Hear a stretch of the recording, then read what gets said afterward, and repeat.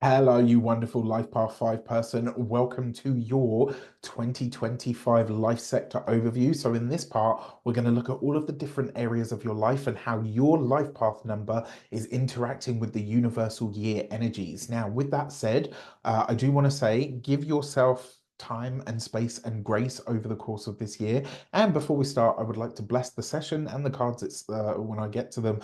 All forms of love, light, peace, prosperity, and abundance. And I pray that the messages that come through are ultimately clear and concise, and they help us all, or should I say you all, on your paths to your highest vibrational good. So this year, in terms of your like your overall life energy and direction, this year you get to act in ways that really feel best to you. This is a year where you'll be able to really maximize on selling anything that you desire. So I would absolutely tap into your natural charisma and your excitement and the things that you have to get things out into the world. This is really a great year for you to really decide what adventures you're going to go on from here on in and really get building towards them. This is a great year for you to get rid of any fears, especially things that you've that you know have held you back in some way, right? Last year was a very different year for you, and it might have come with a lot of sort of uncertainty, whereas this year you're feeling a lot more like yourself, as is everybody in some regard. This is a time to really rediscover your bravery, that zest, that joie de vivre that you are known to have for life. This is the year where you really tap back into that.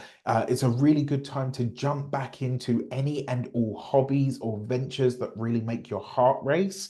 It's also a really good year to jump into and fall into anything that makes you feel alive, whether that is foreign spaces, states, and travel, or anything else that comes in between. Now, when it comes to your love life this year, if you are single, this is kind of like the last hurrah of your hoe era. Okay.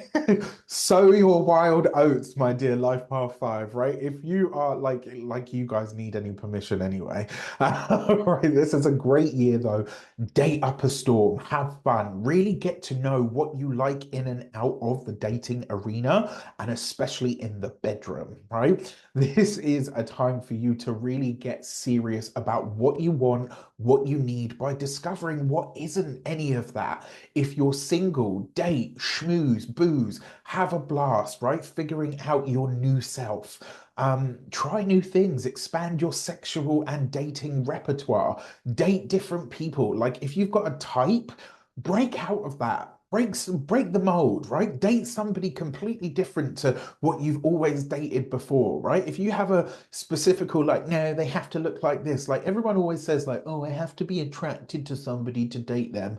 Like that's a given. But if all of your partners look exactly the same, that's you dating a previous ex that is the one that got away. I'm sorry to say, but I'm calling out that kind of behavior right here and right here now, right? Date outside of all of that. I guarantee you, you'll find somebody that absolutely switches you on. If you are partnered, make it fun, make it free, make it liberated. This is a time to really get back to that newlywed era, if you know what I'm saying. Grab your partner, grab them, take them somewhere wild, have sex in the rain, greet them at the door with nothing but a feather duster in your hand and your best hooker heels on, right? For the guys among you, get that apron on, or one of those Christmas thongs, right? Reignite that spark and that passion into your relationship any way that you know how this year.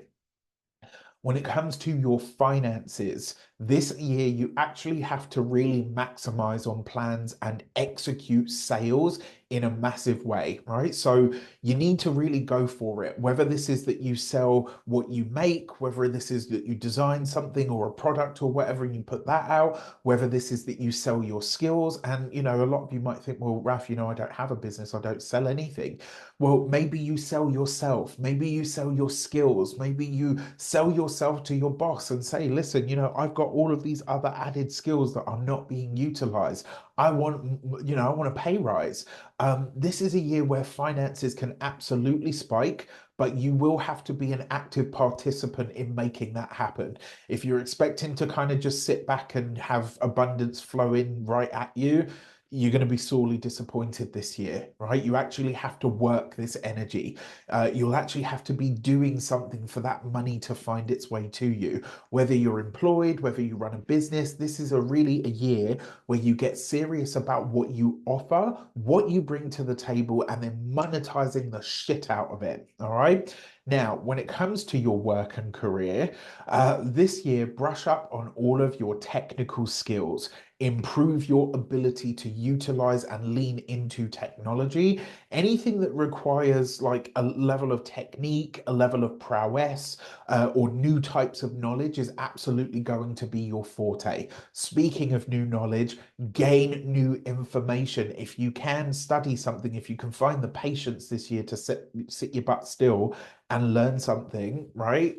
And that can be a form of excitement as well. Make it so, right? This is a year where patience will be needed in great swathes when it comes to the work life, because there's a lot of change in the air and not everybody handles change as well as you do, right? What's really needed here is a support network provided by you, and that way you can lead and pull people forward with you rather than waiting for them to catch up. Finally, the best of you is on display this year. So make sure you absolutely lean in, you line yourself up for recognition and praise. And then finally, for your physical health, or for your health and vitality in general, cardio, martial arts, anything that's rough and ready that really reminds you that you're alive is absolutely favored this year.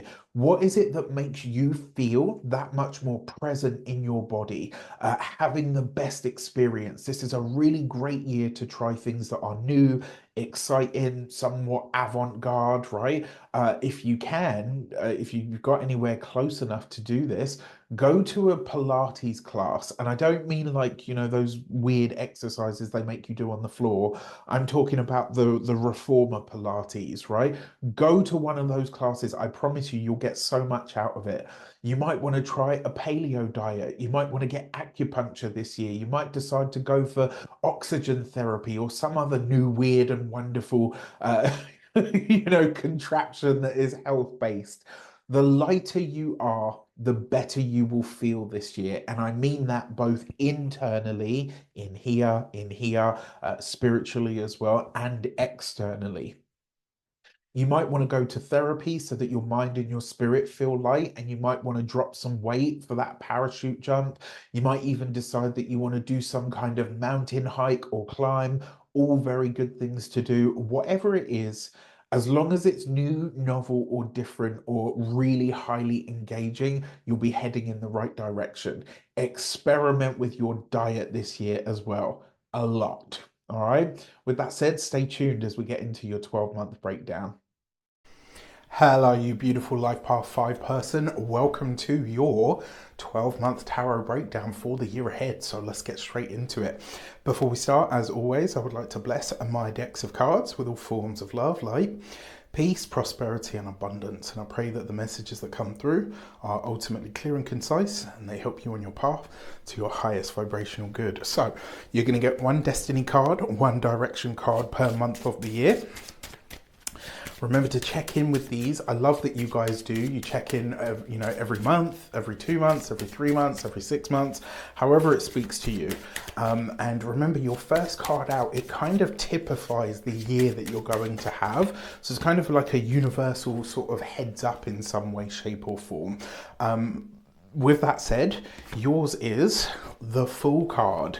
New things, new places, new people, new energies. Now, if you've been with me long enough, if you've watched any of my stuff online, you will have heard me say 2025 is the reboot of humanity, right? This is the year where we switch it off and switch it back on again to see if it's working, right? To see if it's coming good in some way, shape, or form.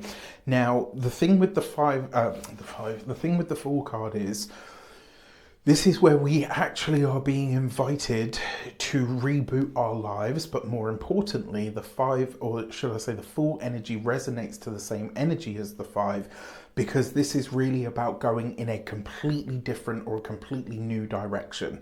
So what I will say is, on the really literal end of the scale, you do need to watch out for making foolish investments or decisions over the course of this year. You do want to be just a little bit more savvy about what you're doing, about what, what decisions, or should I say what directions you're going in. So you want to pay more attention to things, right?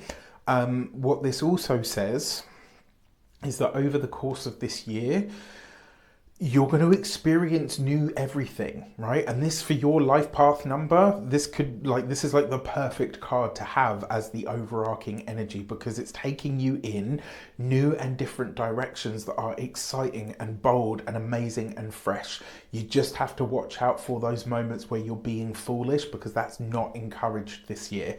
And then finally, with the Fool card, this is about inverting your reality.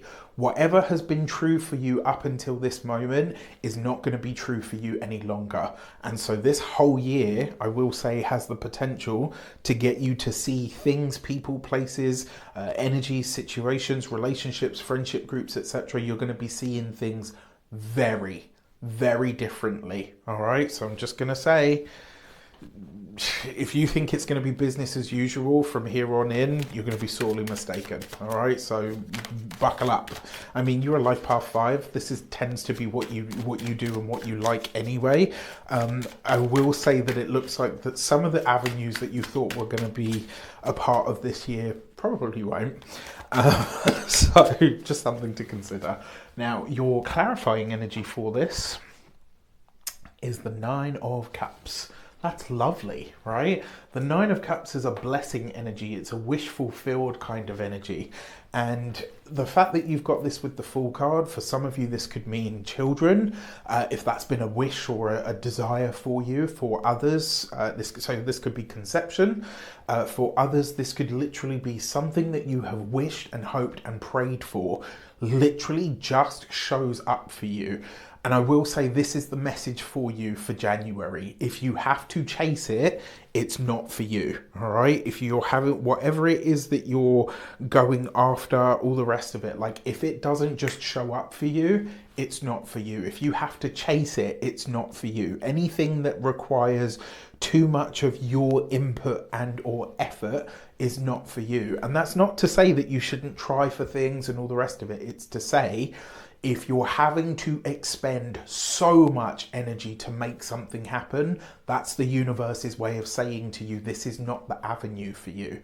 You'll know what's for you this year and this month, because in the month of January, it will be easy, it will be smooth, it will just happen, or it will just show up for you. Now, that being said, remember, we start the year with Mars retrograde. We start the year with Jupiter retrograde. As we come into February, on the 4th of February, Jupiter will go direct. On the 24th of February, Mars will go direct. If you want to know what that means for you and your sun, your moon, or your ascendant, or for your whole family, because you can buy a bundle, the sign readings, the 2025 Astro-Tarot reads, are up and out there for your purchasing pleasure. You can get those on the link in the description box below. You're going to be hearing a lot about these over the next few weeks, well, certainly as these come out and throughout this video. All right, so for February, you have the Moon card.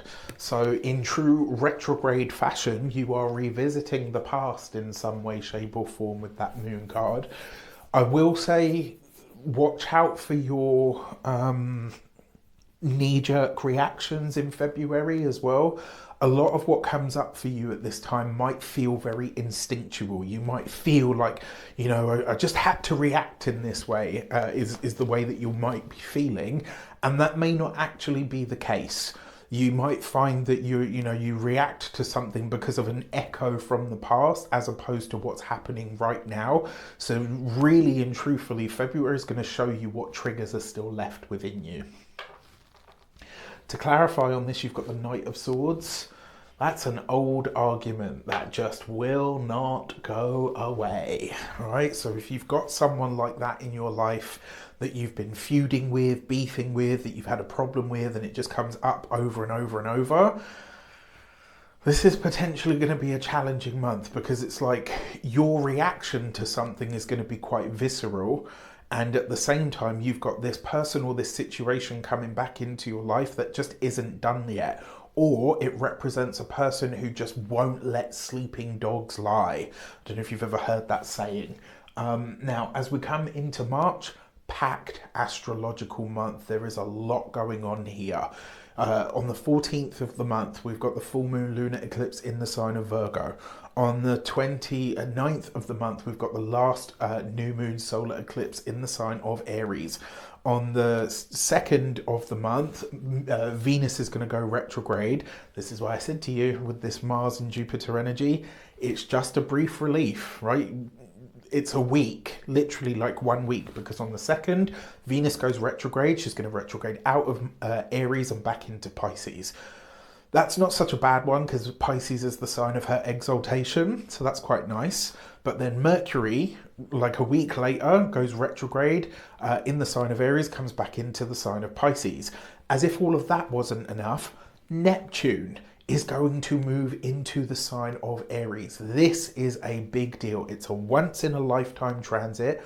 It's going to take 14 years to complete.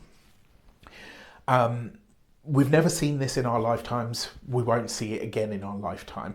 But because it comes into Aries, again, it's going to dip back into Pisces. So this whole idea of the reboot of humanity, that's where I'm getting this from, right? We've got 3 big boy planets, Neptune, Saturn, and Uranus, that are going into Aries and coming back into Pisces, right? It's a reboot. We're switching it off and switching it back on again. So if you want to know how all of that speaks to you, your sun sign, your moon sign, your ascendant sign, or your rising sign, you need to get your Astro-Tarot bundles, right? Go check them out. So for March, you have the Hermit card. This is wise, right? Even you, as a Life Path 5 person with your boundless energy, even you need to rest from time to time. Even you need to recharge your batteries. And with this Hermit card, you're taking March to coalesce, right? This is where you're bringing it back to ground, where you're taking it down a bit and saying, okay, what do I actually need at this moment in time? And can I slow down enough to really think about what is the best way to work here? This is the month where you finally figure out how to work smart instead of work hard. To clarify on this, you've got the 6 of Swords, right? So March is actually a really good time for a retreat. And what I mean by this is not like travel to go do lots of sightseeing and all the rest of it. This would be a really good time. Sorry, I got itchy eye there. My itchy eyelid. This would be a really good time to go to the spa retreat holiday. This would be a really good time to go to, go and sit by the log cabin for a week.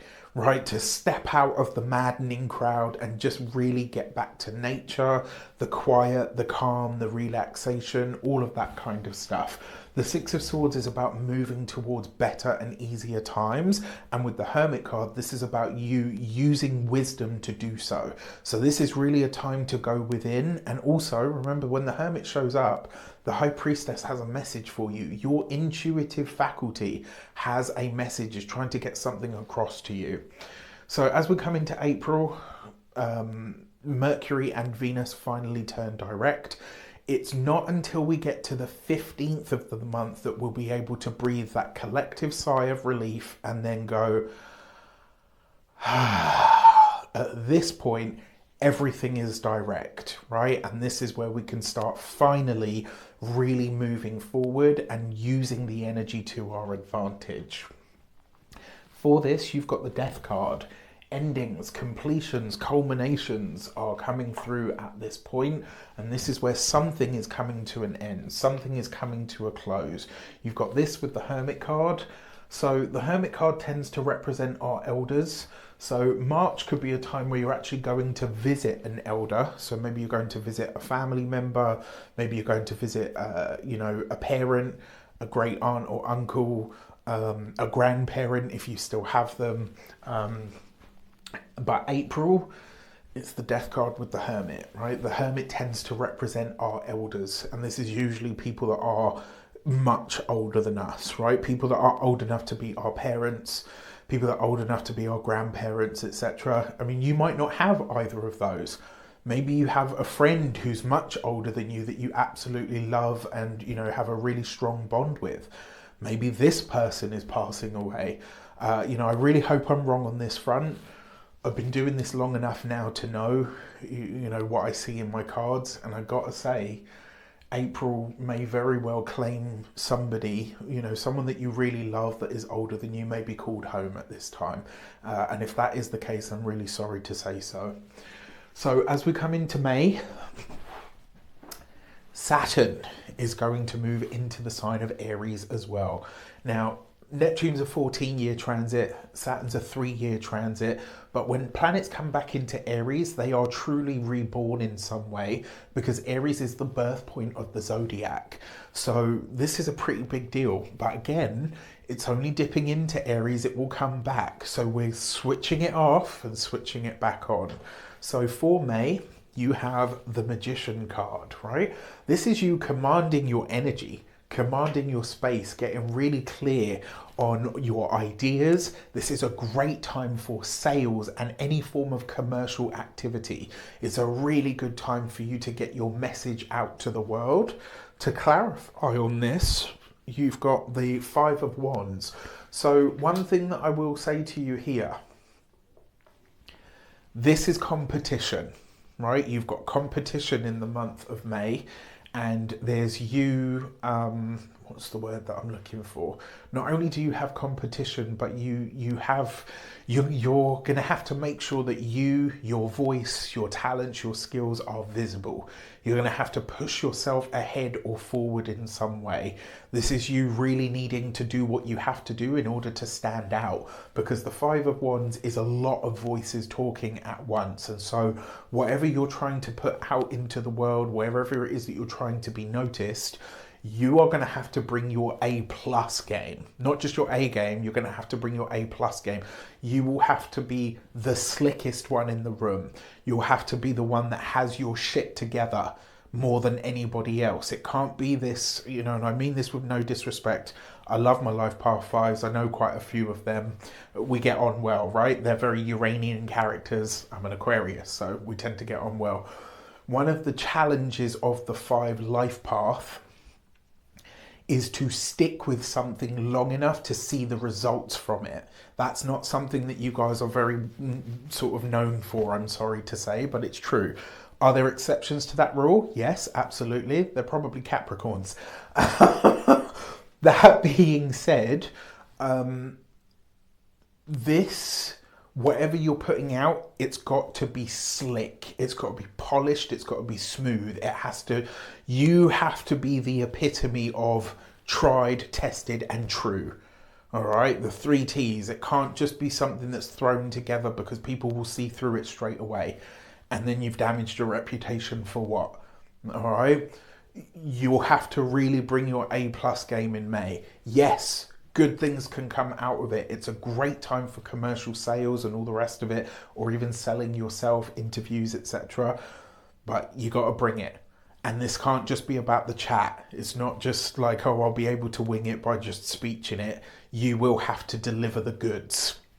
As we come into June, Jupiter comes into the sign of Cancer. This is Jupiter's sign of exaltation. This is where he does some of his best work, right? This is the Lord of growth, expansion, luck, abundance, joy even. Jupiter is more of everything. It's dignitaries, people that can help you, higher ups in some way, shape or form, is coming into its most favoured sign. This is good for all of us. Whatever your sign is, this area of your life is about to get happy for this as well. If you want to find out how this speaks to your sun, moon or ascendant sign, you know what to do. There's a link in the description box below.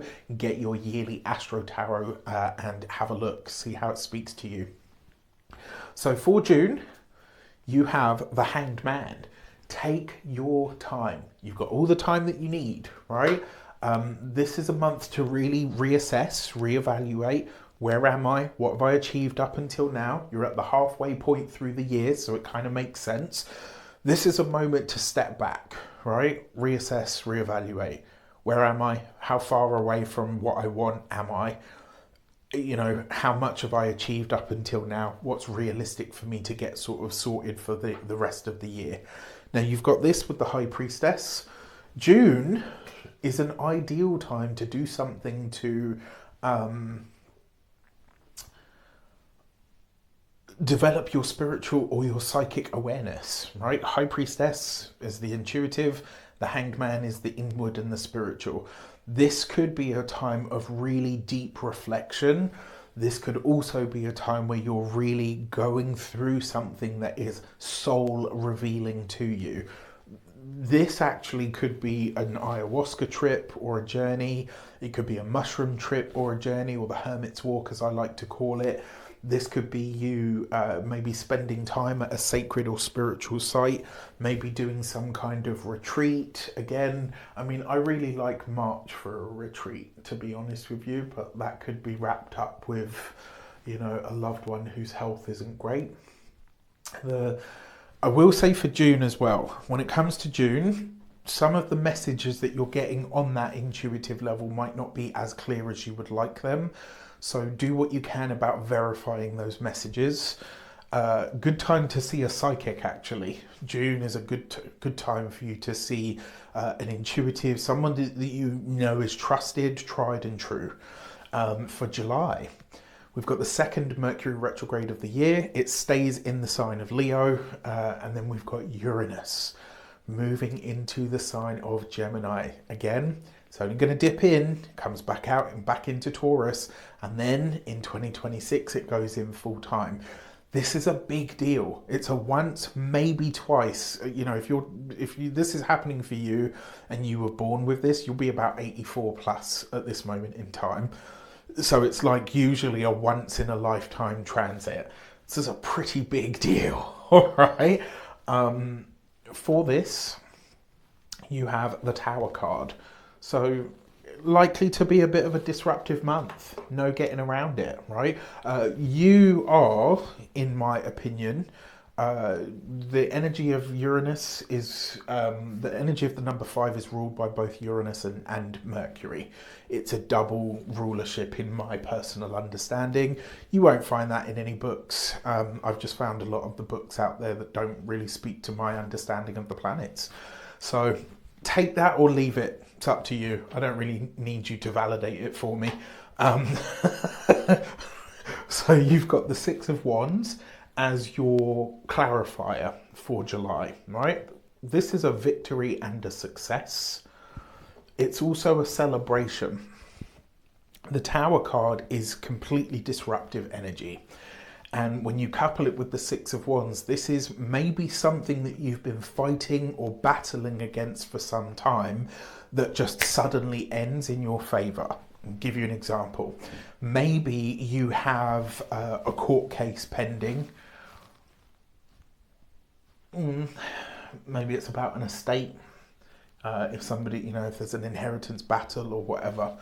Maybe you're fighting this for the longest time and you feel like, you know, this is never going to end. It's never going to end in my favour. It's just going to be like, maybe you resign yourself to the fact that you're always going to have this battle on your hands. July comes, you get a letter saying, we've settled it and here's your money. And you're like, what the hell happened, right? Something could really happen here that just absolutely takes you by surprise. As we come into August, we have the Empress. Beautiful card, and a lot of focus on the aesthetic. You've got this with the Fool card. Some of you could be becoming parents here, right? So this could be really, really lovely. Another way that this might show up for you is you decide to go on a massive weight loss journey. Maybe you decide to go on a huge glow up journey. Maybe you decide to get some kind of elective surgery. It could be that you maybe change career paths and head towards or into hospitality. If you're opening up a restaurant, if you're opening up a hotel or an Airbnb or something along those lines, August looks like a really good month for that. And again, because this is happening after whatever takes place in July, it's almost like there's a boost to the finances that has you say, if I had the chance to do something or wave a magic wand, what would I do? What would be the direction that I go in? And this shapes up for you. As we come into September, you have the second eclipse season of the year. On the 7th of the month, we've got the full moon lunar eclipse in Pisces. On the 21st of the month, we've got the new moon solar eclipse in Virgo. Eclipse cycle, it's going to be huge. You've got the strength card. So look, if the Fool card is a leap of faith, the Strength card is a calculated risk. All right. You couple that with the King of Swords. That could be you working with or alongside a specialist of some sort or an expert. The King of Swords is usually an air sign male, Aquarius, Gemini, Libra. With the Strength card, this could be a personal trainer, it could be a body worker, it could be an acupuncturist, a manual therapist. You might be working with somebody at this point. It's, and I will say June and July, these are months that potentially make your own health a little bit more you're needing to pay that much more attention to them. All right, that's probably the best way to put it. For October, you have the Sun card, right? So whatever it is that's going on in September around the physical health, the vitality, or the body, right? It has its roots earlier on than that, but it comes good in September and October, right? You'll be in a good space with this. Now, the Sun card is light, heat, blessings, joy, creativity even. This is good blessings that find you where you just have to be present. And you've got this with the Ten of Cups. Holy crap. That's like one of the best combinations that you can have. The Sun card is the brightest card in the deck, the whole deck, and the Ten of Cups is certainly the brightest card that you can have in the Minor Arcana. So these are like the two best cards. October is your absolute power month, right? Love that. Absolutely love that. This could be a new home. It could be a new bundle of joy that comes into the home. That could be in the form of a child or in the form of a pet. It doesn't have to be one or the other. It could be both. It's just a really beautiful month. And whatever concerns you have in September, October is a really, really great time for you. November, you have Mercury going retrograde for the last time of the year in the sign of Sagittarius. It will reverse back into the sign of Scorpio, so there's that to consider. You've got the Star card. Absolute hope. So whatever kicks off in July, by the time we get to November, it will be well and truly behind you. All right, it'll be well and truly over. Now, to clarify on this, you've got the Ace of Cups. I mean, this is like blessings on blessings, right? This is something that you wished for comes at you or to you or through your friendship group. This is you connecting with people in a bigger or a larger sense. I love this for you. The Ace of Cups is also, if you're single, this will be a new relationship, but it will be a new relationship that comes through a friendship group. Or maybe somebody that used to be a friend now becomes a lover. If you're partnered, married, or in a long-term commitment, this is you and your partner forging friendships with new people that can absolutely turn your world upside down, but in the best way.